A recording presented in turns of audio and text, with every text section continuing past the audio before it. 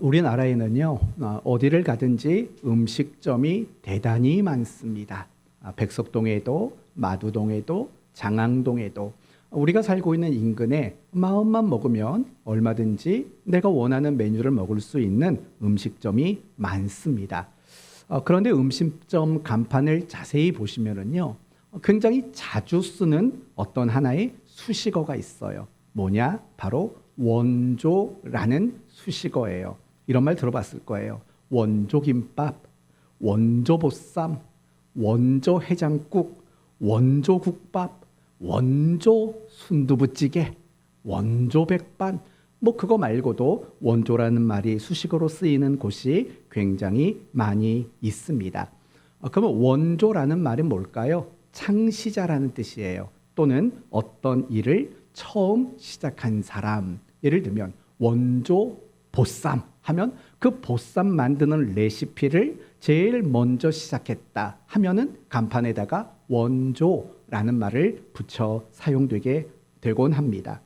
그런데 오늘 본문이 소개하는 루디아 그리고 그의 가정도 엄밀히 말하면 원조라는 말을 쓸 게 꽤 많다고 생각이 듭니다. 예를 들면 유럽 최초로 예수님을 믿게 된 사람, 유럽에서 원조 그리스도인, 이게 바로 루디아잖아요.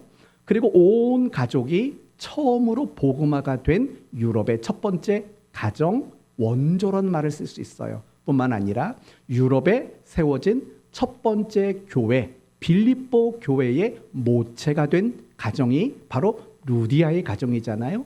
교회의 원조, 이런 말을 쓸 정도로 원조가 어울릴 만한 사람이 루디아와 그의 가정입니다. 이처럼 루디아와 그의 가정은 기독교 역사 속에서 굉장히 기억에 남을 만한 귀한 사람이었고 귀한 가정이었습니다. 저는 오늘 이 말씀을 통해서 여러분 모두도 루디아처럼 그의 가정처럼 정말 하나님 나라의 기억이 되고 하나님께 귀하게 쓰임받게 되는 그런 가정과 개인이 되기를 소원하는 그런 마음들이 여러분의 마음속에 생겨났으면 합니다. 이제 오늘 본문의 내용을 자세히 살펴보도록 합시다. 먼저 11절 말씀을 보시면 베드로가 있었던 첫 번째 장소를 말합니다. 어디냐면 드로아라고 말을 하죠. 이 드로아에서 마게도냐 환상을 보게 됩니다. 건너와 우리를 도우라. 이 환상을 봤던 곳이 드로아입니다. 그리고 그곳에서 배를 타고 어디를 거쳤냐면 사모드라게라는 섬을 거쳐서 네아폴리라는 항구에 도착하게 됩니다. 그리고 그 항구에서 걸어서 내륙 지역에 있었던 빌립보라는 지역에 도착을 하게 됩니다. 이 빌립보 지역을 오늘날로 말하면 그리스 북부 지역을 이야기하는 겁니다. 그 빌립보라는 장소에 도착하게 되는 것입니다. 이제 13절 말씀을 보니까요. 빌립보에 도착하고 며칠이 지났더니 안식일이 되었어요. 그래서 이 바울은 어디를 찾아갔냐면 기도할 곳이 있을까 찾았다고 말을 해요. 왜 그러냐? 그러면 이 빌립보 지역에는요. 이 회당이라는 것이 없었기 때문에 그래요. 그러면 이 빌립보 지역에는 왜 회당이 없었을까요? 아마 두 가지 이유 중 하나일 거예요. 그곳에 유대인 10명이 없었기 때문일 거죠. 왜냐하면 유대인들은 10명 또는 10가정이 모이면 회당을 짓는 그런 신앙의 문화가 있었거든요. 그런데 10명이 되지 않았기 때문에 회당을 짓지 못했을 만한 이유일 겁니다. 그리고 또 하나는 이 빌립보가 어디의 식민지라고 12절에 묘사가 되어 있죠? 로마의 식민지라고 말하는 거예요. 따라서 이 회당을 지으려고 했지만 로마가 승인해 주지 않았기 때문에 회당을 짓지 못했을 수도 있습니다.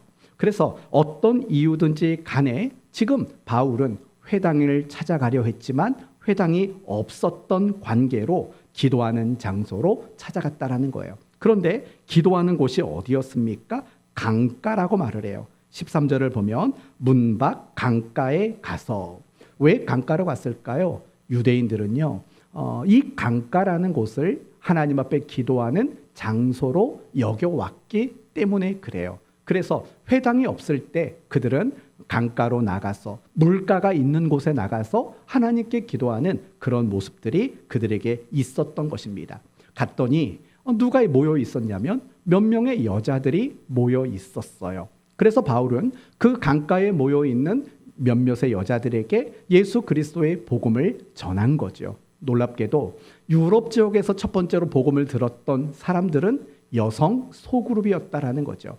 그리고 그 중에는 누가 있었냐면 바로 여러분이 잘 아시는 루디아라는 여자가 있었어요. 그리고 그 여자가 바울이 전하는 복음의 말씀을 듣고 믿음을 가지게 돼요.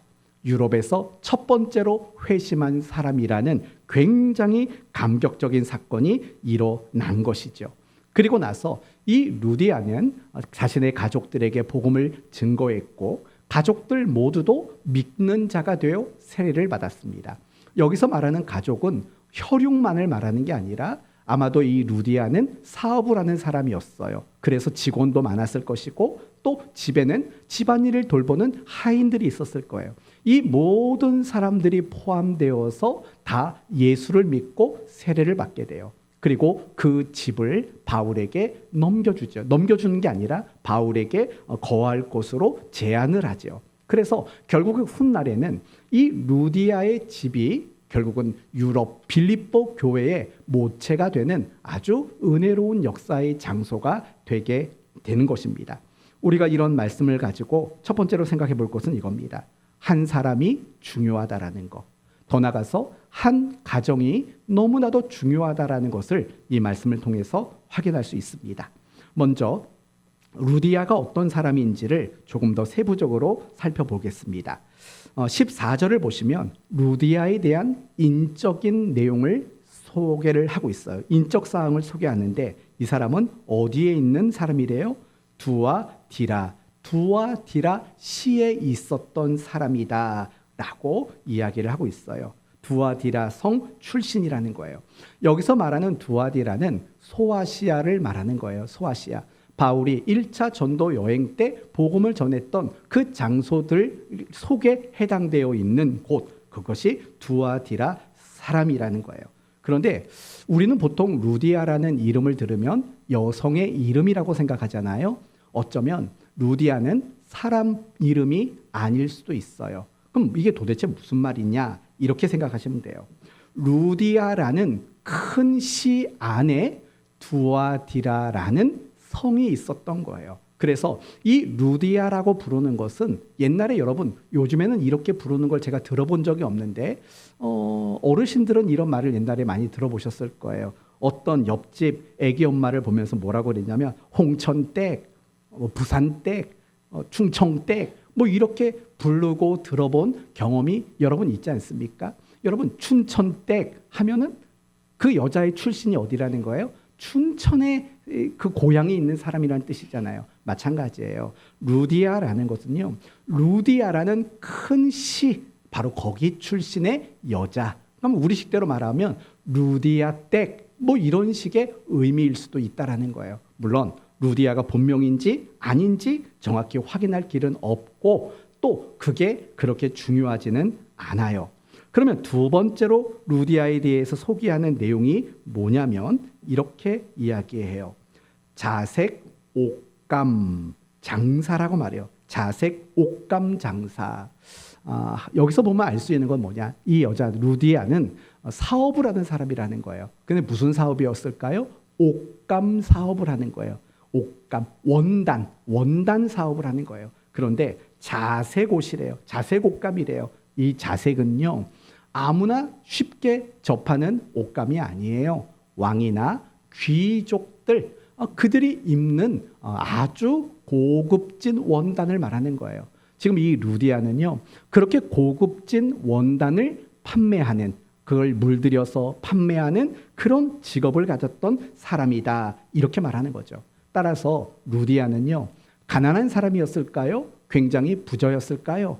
이 여자는 굉장히 부유한 사람이에요.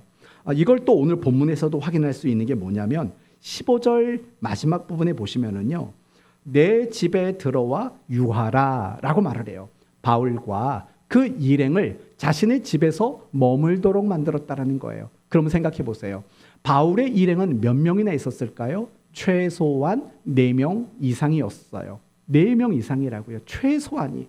그 남자만 4명 이상이에요. 그럼 여러분, 만약에 손님이 여러분의 집에서 4명 이상이 머물려고 한다면 그게 쉬운 일은 아니었을 거라고요. 그런데 루디아는 성인 남자 4명 이상 되는 사람들을 자신의 집에 머물게 하고 잠잘 곳과 먹을 곳, 이 모든 것들을 다 제공할 수 있는 사람이었다라는 거예요. 그것만 봐도요, 루디아는 굉장히 부유한 사람이었다라는 것을 알 수 있습니다.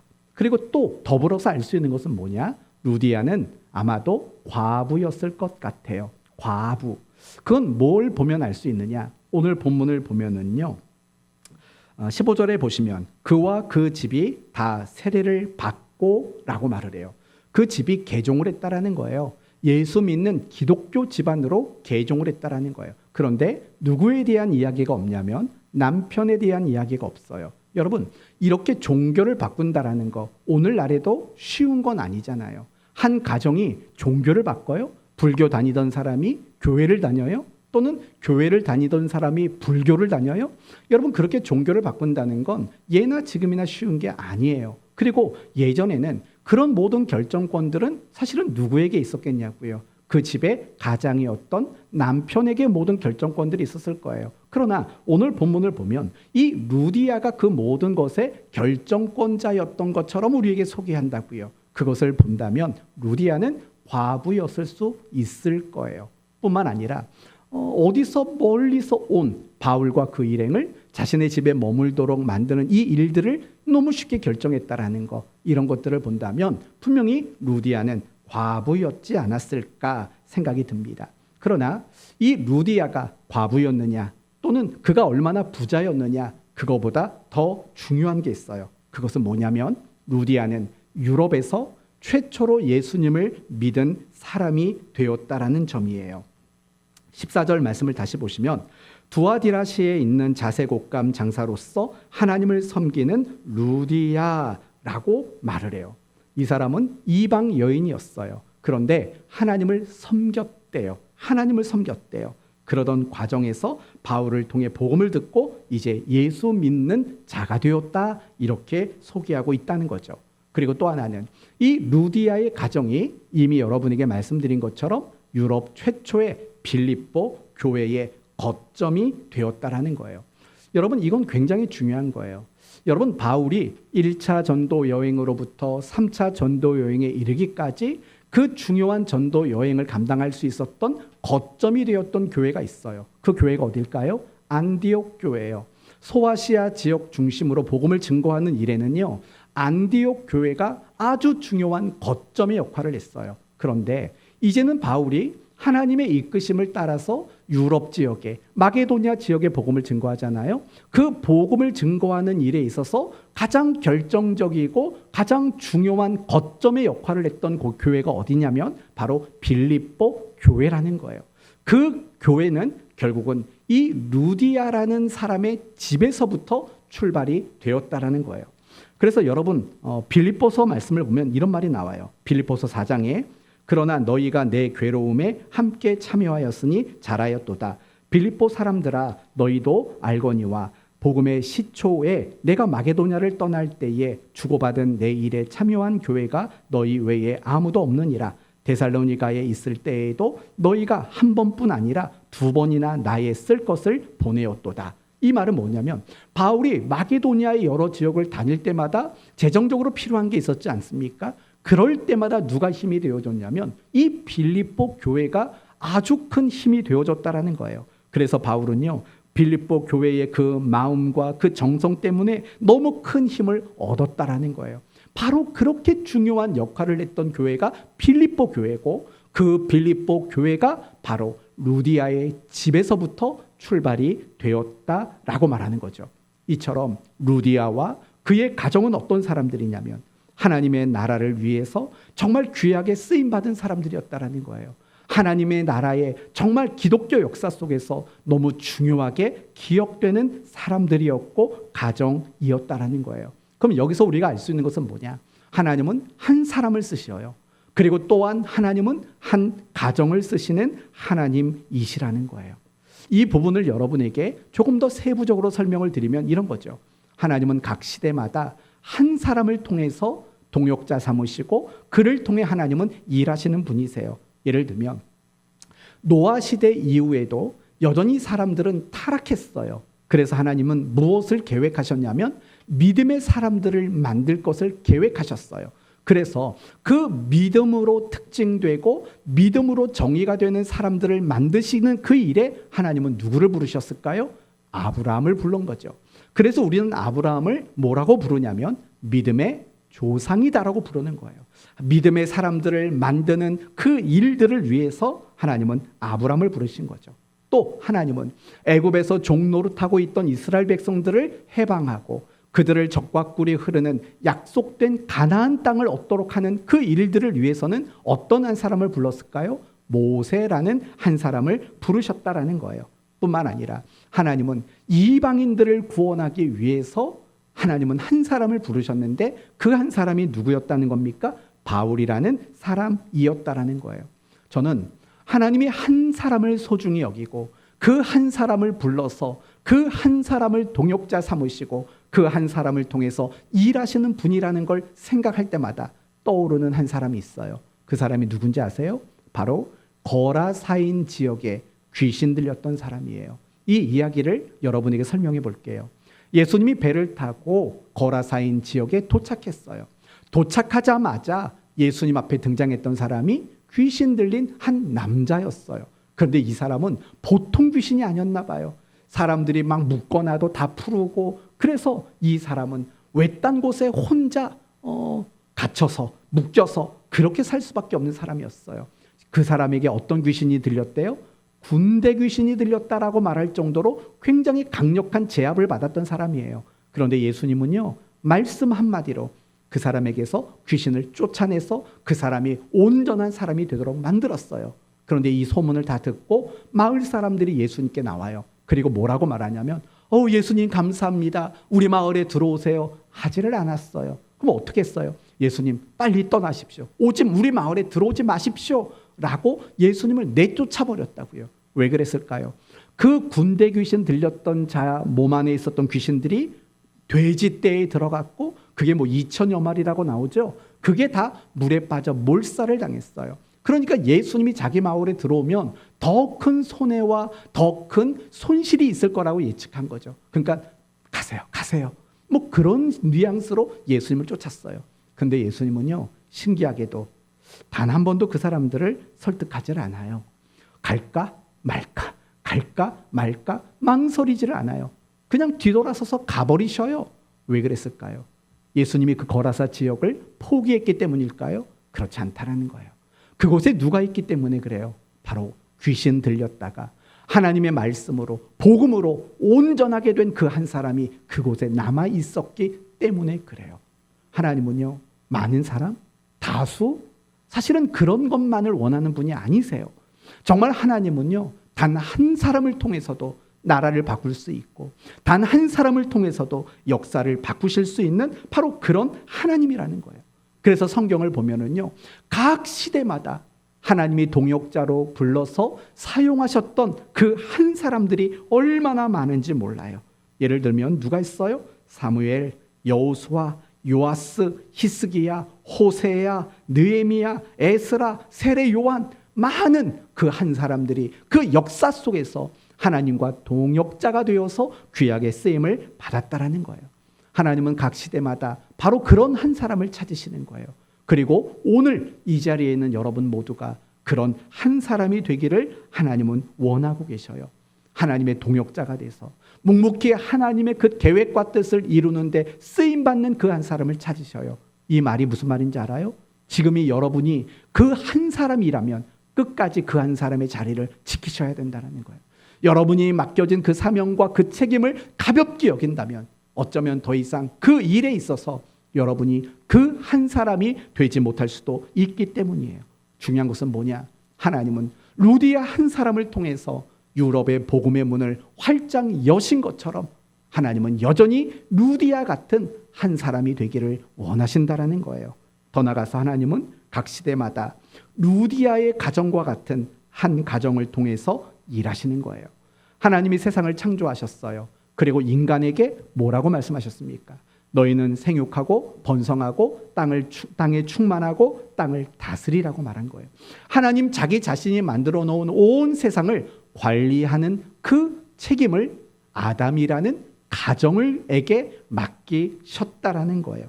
뿐만 아니라 하나님이 온 세상을 물로 심판하셨어요. 그런데 그 심판하기 이전에 의인들의 생명과 여러 가지 생명들을 지키기 위해서 누구를 불렀냐면 노아의 가정 8명을 불렀다라는 거예요. 하나님은 이렇게 중요한 사건마다 한 사람을 부르기도 하고 한 가정을 부르기도 하신다라는 거예요. 우리가 사도행전을 보면은요, 하나님이 가정을 부르시는 그 일들을 우리는 확인할 수 있어요. 사도행전 1장을 보시면 하나님은요, 120명의 성도들이 함께 모여 기도할 장소가 필요했다는 걸 알아요. 그래서 하나님은 어느 가정을 쓰셨나요? 마가라는 가정을 쓰셔서 그의 다락방이 함께 모여 기도하고 성령을 받는 자리로 하나님은 제공하도록 만드셨어요. 뿐만 아니라 사도행전 4장을 보시면 정말 가난한 자들을 구제하기 위해서 너무 많은 물질들이 필요했어요. 그런 물질들이 필요했을 때 하나님은 어떻게 하셨을까요? 바나바라는 그 가정을 선두로 많은 가정들이 자신의 재산을 팔아서 교회에 헌납하고 그걸 가지고 구제에 쓰게 되는 이 일들을 하시도록 만들었다라는 거예요. 가정을 쓰셨다라는 거예요. 또 사도행전 15장을 보시면 이방인들의 구원 문제를 가지고 아주 심각한 다툼과 논쟁이 일어나요. 이방인들 구원 받으려면 예수 믿는 것만 가지고 될까? 아니면 할례도 받으라고 해야 될까? 이런 논쟁 기억나시잖아요. 그때 이 문제를 해결하기 위한 정답으로 누가 등장하는 줄 아십니까? 바로 고넬료 가정이 등장하는 거예요. 베드로가 이야기해요. 내가 고넬료의 집에 갔을 때 부정한 것들 먹어라. 안 먹어요. 내가 먹으라고 했는데 왜 안 먹어? 내가 정하다고 하는데 왜 안 먹어? 이 사건을 시작으로 이 고넬료의 가정이 이방인을 구원하는 데 있어서 가장 중요한 정답이 되도록 만드는 데에도 이 고넬료의 가정을 쓰게 됐다라는 거예요. 이런 고넬료의 가정을 통해서 비로소 이방인들에게 복음의 문이 정말 활짝 크고 넓게 열리게 되는 이런 일들을 우리는 잘 알고 있어요. 바울이 사역을 감당할 때 오늘 본문처럼 루디아라는 가정이 있었죠. 아굴라와 브리스길라라는 가정이 있었죠. 그리스보라는 가정이 있었죠. 빌립이라는 가정이 있었죠. 그 밖에도 무명의 많은 가정들이 바울의 사역의 동역자가 되었던 것을 우리는 너무나도 잘 알고 있다는 거예요. 이렇듯이 하나님은요, 한 개인을 불러 쓰시기도 하지만 이렇게 한 귀한 가정을 불러서 하나님 나라를 위해 하나님은 쓰시는 분이시라는 거예요. 그럼 오늘의 이 말씀이 결국 우리에게 무엇을 말씀하시냐면, 여러분 한 사람 한 사람이 루디아처럼 하나님이 찾으시는 그 한 사람이 되라는 거고, 여러분의 가정이 루디아의 가정처럼 하나님 앞에 귀하게 쓰임받는 그런 가정이 되는 것을 소원할 것을 우리 모두에게 말씀하고 있다는 거예요. 여러분 모두가 루디아가 되세요. 그리고 여러분의 가정마다 루디아의 가정과 같은 그런 가정이 되기를 예수님 이름으로 축원드립니다. 그렇다면 이제 중요한 본론으로 들어가 볼게요. 이 루디아와 루디아의 가정처럼 되기 위해서 우리에게 필요한 것은 과연 뭘까? 루디아가 가졌던 그 많은 재산을 우리도 필요로 해야 될까요? 루디아처럼 좋은 사업장을 가져야 될까요? 아니면 루디아처럼 넓은 집, 방 많은 집, 요 근처에서 방 제일 많은 집이 어딘가요? 뭐 건너편인가요? 방 6개, 화장실 3개? 한 그 정도쯤 되면 이 루디아의 가정처럼 사람들을 불러다가 복음 사역에 힘을 쓸 수 있을까요? 정말 그게 중요할까요? 그렇지 않다고 봐요. 그런 것들은요, 있어도 그만, 없어도 그만이에요. 그러나 반드시 필요한 게 있어요. 반드시 필요한 거. 루디아처럼 되고 루디아의 가정처럼 되는 일에 반드시 필요한 게 있어요. 14절에서 한번 찾아보시겠어요? 오늘 설교에서 제일 중요한 게 14절 안에 다 들어있어요. 14절을 보시면 두아디라시에 있는 자색 옷감 장사로서 하나님을 섬기는 루디아라고 말해요. 루디아를 뭐라고 말했다고요? 하나님을 섬기는 사람이라고 그렇게 말을 해요. 여기서 하나님을 섬긴다라는 말은요, 단순히 섬김이라는 단어만 있는 게 아니에요. 이 섬긴다라는 말 속에는요, 당시 유대인들이 가지고 있었던 많은 신앙적인 모습들이 그 속에 담겨 있어요. 가장 첫 번째는요, 하나님을 예배하는 자라는 뜻이 하나님을 섬긴다라는 말의 의미가 있어요. 참 중요한 말인 것 같아요. 우리도 하나님을 섬기잖아요. 그 섬김의 출발점은 주방이 아니에요. 내가 하나님을 섬기잖아요. 그 출발점이 어떤 것도 아니에요. 하나님 앞에 예배드리는 것. 그게요, 내가 하나님을 섬기는 일의 출발점이라는 것을 우리는 알아야 돼요. 오늘 본문 13절을 보시면은요, 이 루디아가 바울과 만난 때, 바울과 만난 장소가 어딘지를 말해요. 그럼 먼저 언제 만났어요? 안식일에 만났어요. 만난 장소는 어디예요? 강가라고 이야기를 해요. 그렇다면 루디아는 왜 강가에 있을까요? 빨래하러 나갔어요? 아니면 고기 잡으러 나갔어요? 기도하러 갔어요. 다르게 말한다면 예배하는 자리였다라는 거예요. 그게 바로 하나님을 섬긴다라는 거예요. 우리도 사실은 마찬가지인 거예요. 우리가 정말 하나님을 섬긴다. 그 속에 예배가 있고, 그 속에 하나님을 사랑하는 마음이 있고, 그 속에 하나님을 경외하는 마음이 있고, 그 속에 하나님을 기쁘고 즐겁게 하려는 마음을 가지는 것. 그게 섬긴다라는 말 속에 다 포함이 되어 있는데, 우리가 그런 마음을 가져야 돼요. 그래야지만 루디아가 되는 거고, 루디아의 가정과 같이 되어질 수 있는 거예요. 그러면 루디아가 하나님을 섬기는 자가 되었다고 했잖아요. 그런 마음이 있었다고 했잖아요. 그럼 그런 마음들은 도대체 어디서 왔는데요? 어디서 왔는데요? 14절을 계속 볼게요. 하나님을 섬기는 루디아라 하는 한 여자가 말을 듣고 있을 때에 라고 말을 해요. 뭘 들어요? 말을 들었대요. 말씀을 들었대요. 바울이 전하는 예수 그리스도의 십자가의 복음을 듣게 되었다라고 말을 하는 거예요. 바로 이 부분이 중요한 거예요. 지금 루디아는 하나님을 섬기는 마음을 품었어요. 그런데 그 마음은 어디에서 왔냐면 말씀을 듣는 데서부터 시작이 됐다라는 거예요. 아까 말했잖아요. 루디아는 이방인이에요. 하나님과 상관없이 태어난 사람이에요. 그런데 이 루디아는 하나님을 섬기는, 하나님을 믿는 사람이 됐어요. 그 이유는 뭘까요? 다른 건 모르겠어요. 어디서 무슨 일이 있었는지 모르겠어요. 그러나 분명히 말씀을 드릴 수 있는 것은 루디아가 하나님에 대한 말씀을 분명히 들었기 때문이라는 거예요. 그러나 그는 하나님만 알고 있었지 예수 그리스도는 몰랐던 거예요. 그런데 이 예수 그리스도를 어떻게 또 알게 됐어요? 바울로부터 말씀을 듣게 되었을 때라는 거예요. 이처럼 하나님의 말씀을 들었을 때 그가 하나님을 믿게 됐고, 바울이 전한 복음을 들었을 때 이제는 예수 그리스도에 대한 더 깊이 있는 말씀까지 그가 아는 자가 되었다라는 거죠. 그리고 그 들음이 결국 그를 회심하게 만들었고, 그 가정을 구원하게 만들었고, 자신의 집을 내놓아 빌립보 교회의 모체가 되도록 만드는 이 모든 일들의 시작은 뭐냐? 그가 하나님의 말씀을 듣는 데서부터 시작이 되었다라는 거예요. 여기서 여러분에게 이렇게 정리를 했으면 좋겠어요. 우리 안에 믿음과 신앙이 시작되는 거 어디서부터일까요? 들음에서부터예요. 말씀을 듣는 데서부터. 우리의 믿음과 신앙이 갈수록 자라가는 거 무엇으로부터 시작될까요? 말씀을 듣는 데서부터 시작돼요. 우리가 날마다 충성되고 헌신된 삶을 살아가는 거 어디서부터 시작이 될까요? 말씀을 듣는 데서부터 시작이 된다라는 거예요. 이제 이 부분을 여러분에게 조금 더 세부적으로 설명을 해볼게요. 여호수아 2장을 보면 기생 라합에 대한 이야기가 나와요. 기생 라합은 이방인이에요. 태어날 때부터 하나님과 상관없는 사람이었어요. 그런데 그녀가 믿음을 가졌어요. 그 믿음을 가졌다라는 게 어떻게 증거가 됐냐면 여리고성에 들어온 2명의 이스라엘의 정탐꾼을 감추고 도망가게 하는 도와주는 일들을 해요. 그게 믿음을 가졌다라는 증명이거든요. 그렇다면 생각해 봐요. 그는 하나님과 상관없이 태어난 이방 여자에 불과해요. 그런데 그가 하나님께 대한 믿음을 가지게 되었어요. 어떻게 그 믿음을 가졌을까? 여호수아 2장 10절에 이렇게 말해요. 이는 너희가 애굽에서 나올 때에 여호와께서 너희 앞에서 홍해 물을 마르게 하신 일과, 그러니까 두 가지 지금 얘기했어요. 애굽에서 나온 거, 홍해 물을 마르게 하신 거, 또 요단 저쪽에 있는 아모리 사람의 두 왕 시온과 옥에게 행한 일, 곧 그들을 진멸시킨 일들을 우리가 들었음이니라 라고 말을 해요.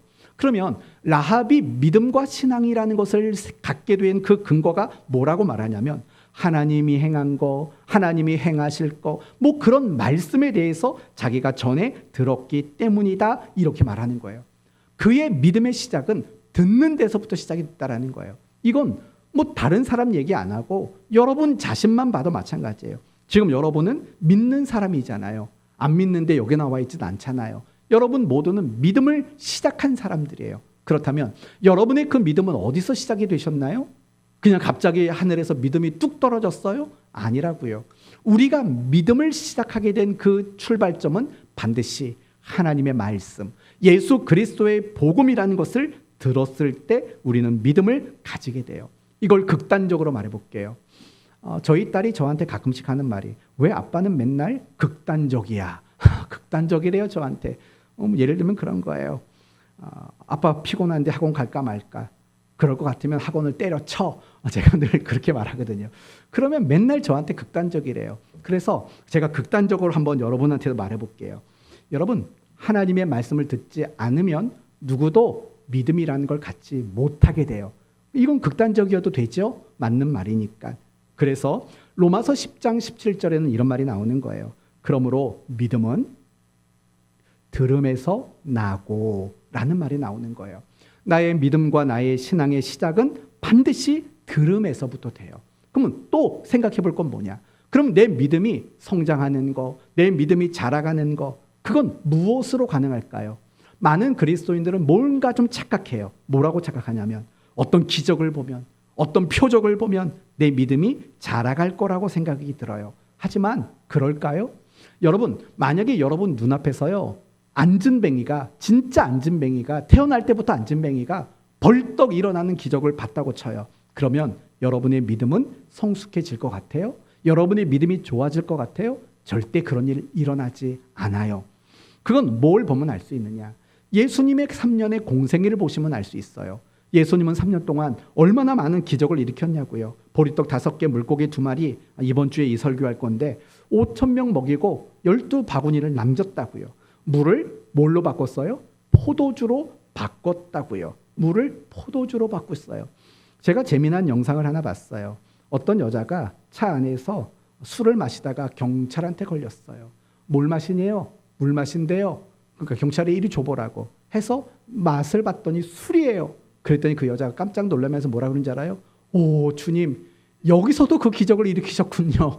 또 그렇게 말하는 영상을 하나 보고 참 웃겼는데, 예수님은 물을 포도주로 바꾸는 기적도 행하셨어요. 중풍병자 고쳤어요. 소경을 고쳤어요. 말 못하는 사람 고쳤어요. 안진뱅이 고쳤어요. 문둥병자 고쳤어요. 심지어 죽은 자도 살려냈어요. 여러분, 그 정도쯤 되면은요, 그런 기적을 한두 명이 받겠냐고요. 엄청난 무리들이 그 기적을 봤잖아요. 적어도 보리떡 5개, 물고기 2마리는요, 성인 남자만 5,000명이 먹었다고 하니까 적어도 그 자리에는 15,000명 이상은 있지 않았겠어요? 그 이상 있었겠죠. 수만 명이 그걸 경험했죠. 본 것만도 아니고 자기가 경험을 했다고요. 그러면 그 사람들 모두가 예수님을 메시아로 믿었을까요? 그런 일 일어나지 않았어요. 그런 일이 없었다고요. 물론 개 중에는 예수를 믿고 따르는 자들이 있었겠죠.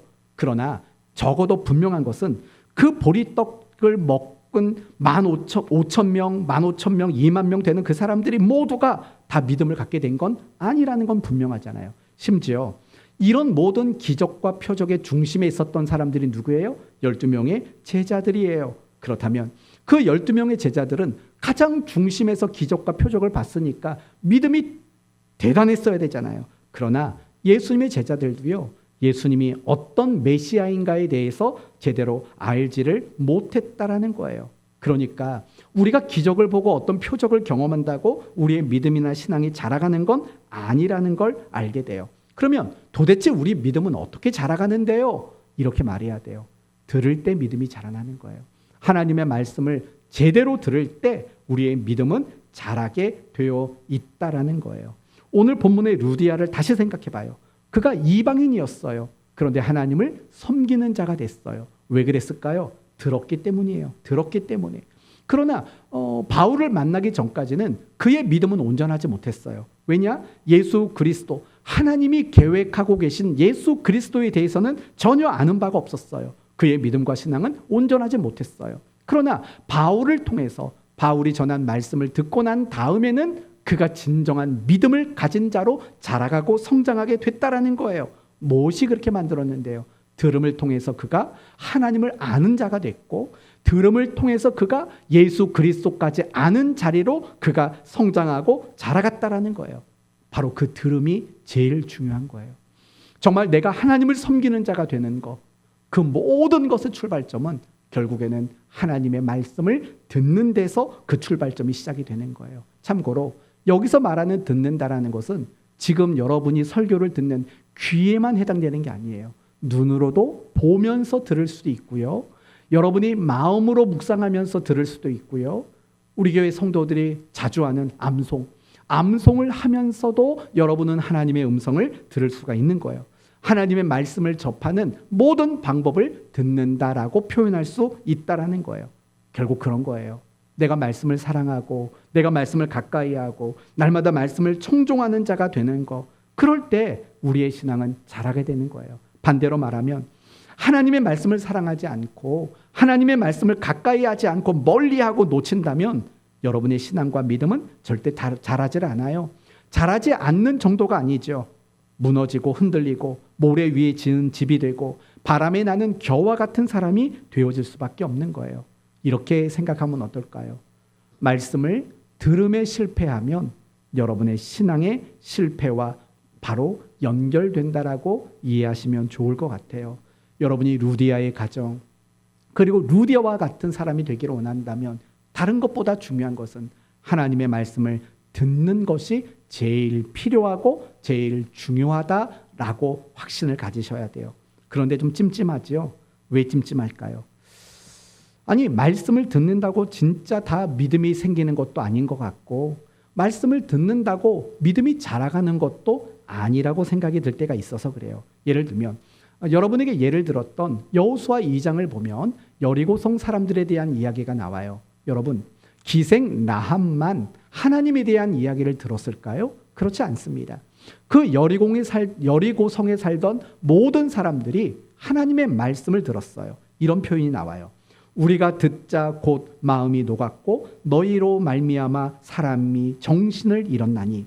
우리가 듣자라는 말이 나와요. 여기서 말하는 우리는 누굴까요? 기생 라합이 포함되어 있는 여리고성 사람들 모두가 들었다는 거예요. 근데 참 신기한 건 뭐냐면요, 아니 이상하게 라합은 하나님에 대한 말을 들었을 때 믿음이라는 게 생겼는데 나머지 여리고성 사람들은요, 하나님에 대한 말씀을 들었을 때 두려움이 생겼다라고 말해요.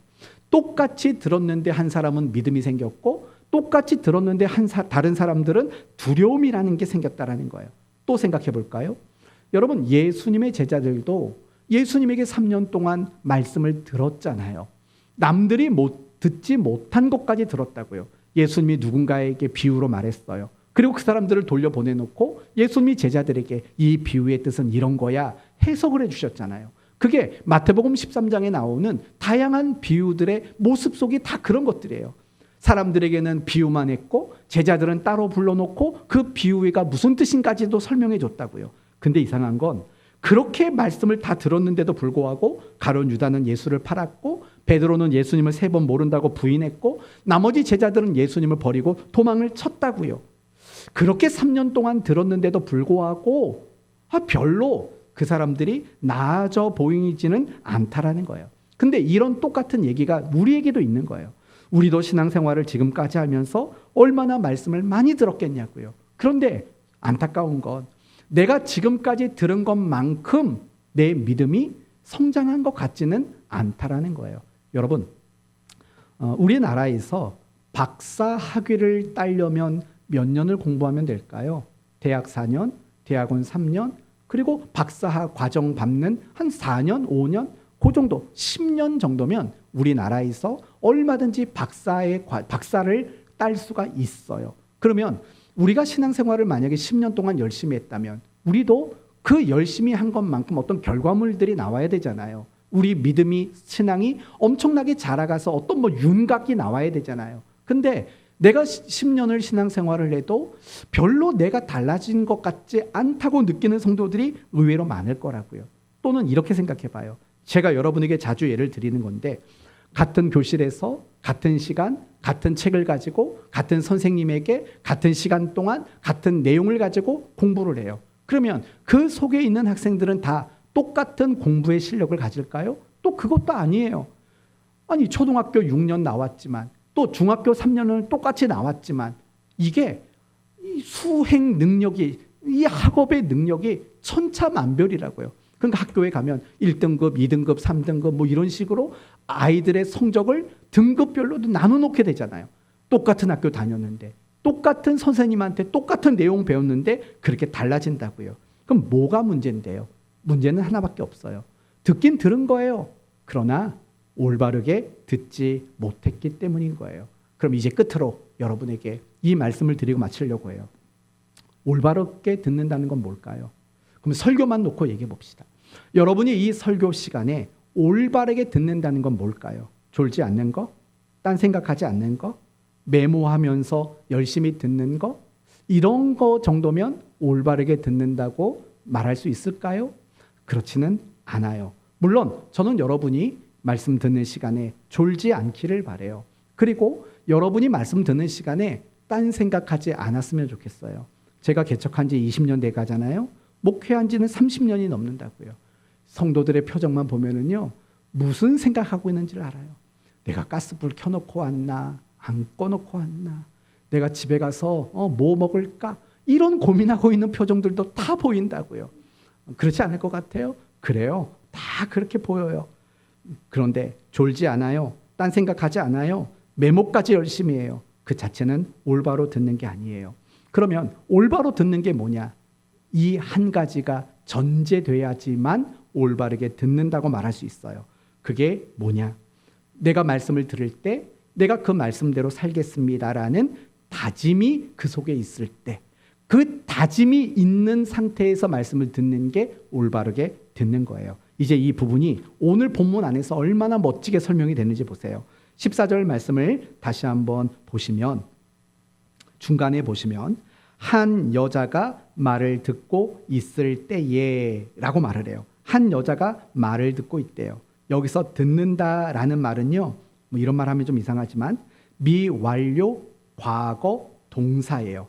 에쿠엔이라는 헬라어 단어예요. 무슨 뜻이냐면 이런 뜻이에요. 잠깐의 다른 생각도 하지 않고 들었다라는 뜻이에요. 그런데 더 중요한 건 뭐냐? 계속 14절 그 다음에 나오는 말을 보면 한 여자가 말을 듣고 있을 때 주께서 그 마음을 열어 바울의 말을 따르게 하신지라가 중요한 거예요. 뭐냐면은요, 정말 하나님의 말씀을 들을 때 집중해서 들으면은요, 하나님이 우리에게 제안을 하신다라는 거예요. 무슨 제안을 하시냐면, 너가 듣고 있는 그 말씀대로 살겠니? 살았으면 좋겠어. 그럴래? 라고 하나님이 제안을 하신다는 거예요. 그럴 때 내가 그 제안을 받아들여서 하나님, 내가 그 말씀대로 살겠습니다라는 다짐을 갖게 되었다라는 거예요. 이게 루디아에게 일어난 일이에요. 말씀을 정말 잠깐이라도 다른 생각하지 않고 들었어요. 그럴 때 하나님이 그 마음에 제안을 주신 거고, 예수 그리스도를 믿을래? 라는 제안을 주신 거고, 그 제안을 받아들였다라는 거예요. 네, 믿겠습니다라는 그 다짐을 가졌다라는 거예요. 그럴 때 루디아가 탄생하게 된 거고 그의 가정이 탄생하게 됐다라는 거예요. 이 이야기를 구약 성경으로 한 번만 더 설명하고 말씀을 마칠게요. 사무엘상 3장을 보시면 성전에서 살았던 어린 사무엘에 대한 이야기가 나와요. 어느 날 사무엘이 잠을 자는데요, 사무엘아, 사무엘아 자꾸 불러대요. 그러니까 사무엘이 어떻게 돼요? 엘리 대제사장을 찾아가요. 저 부르셨어요? 안 불렀다. 가서 자라. 이게 몇 번 반복이 돼요. 그러니까 엘리 대제사장이 뭐라고 말하냐면, 만약에 또다시 너를 부르는 소리가 들리거든 이렇게 말해라. 그러면서 이렇게 말을 해요. 여호와여 말씀하옵소서, 주의 종이 듣겠나이다. 이렇게 대답하라고 말을 해요. 그리고 또다시 사무엘을 부르는 소리가 났을 때 여호와여 말씀하옵소서 주의 종이 듣겠나이다. 이렇게 대답을 하는 장면이 나와요. 그때 듣겠다라는 말은 히브리어로 샤마으라는 단어인데 어떤 뜻이냐? 귀와 마음으로 잘 듣고 순종하겠습니다라는 의미가 그 속에 담겨져 있다고 합니다. 그러니까 듣는다라는 것은 반드시 무엇이 전제되냐면 내가 들은 건 반드시 그렇게 살아내겠습니다라는 다짐이 담겨 있어야 된다라는 거예요. 그러면 그런 관점으로 생각해 봐요. 여러분이 지금까지 말씀을 들었을 때 여러분의 귀에 들리는 대로 내가 그렇게 살겠습니다라는 다짐이 계속해서 쌓여져 왔는지 아니면 그렇구나 듣고만 말하는지를 생각해 보시면 돼요. 그게 바로 올바른 들음이라는 거예요. 사랑하는 성도 여러분, 여러분이 이 자리에 있었으면 좋겠어요. 하나님의 말씀을 들을 때, 그리고 그 말씀을 듣는 우리에게 하나님이 제안하시고 우리를 설득하실 때, 예, 그렇게 하겠습니다 라는 이 다짐으로 말씀을 들을 때 그것이 올바른 들음이 될 수 있다라는 거예요. 바로 그곳에서 헌신도 나오는 거예요. 바로 그런 들음에서 충성도 나오는 거예요. 바로 그런 자리에서 여러분의 믿음이 일치월장하는 일들이 일어날 수 있게 된다라는 거예요. 이제 오늘 말씀을 마치겠습니다. 루디아와 그의 가정은 하나님의 나라를 위해서 정말 귀하게 쓰임받는 기독교 역사에서 정말 기억에 남을 만한 가정과 사람이었어요. 하나님은 우리 모두가 루디아 같은 신앙, 그리고 루디아의 가정과 같이 되어지기를 원하세요. 그 출발점이 어디라고요? 하나님의 말씀을 올바르게 듣는 데서 그 출발이 시작된다고 했어요. 올바로 듣는 것은 뭔데요? 그 말씀을 들을 때마다, 집중해서 들을 때마다 하나님이 내게 제안하시는 대로 내가 그렇게 살겠습니다라는 다짐을 갖고 듣는 것, 바로 그 들음이 우리를 루디아가 되게 하고 루디아의 가정이 되도록 만드는 겁니다. 그러므로 이런 올바른 들음을 통해서 이 시대의 루디아가 되시고 이 시대의 루디아의 가정과 같이 되어지기를 예수 그리스도의 이름으로 축원드립니다. 아멘.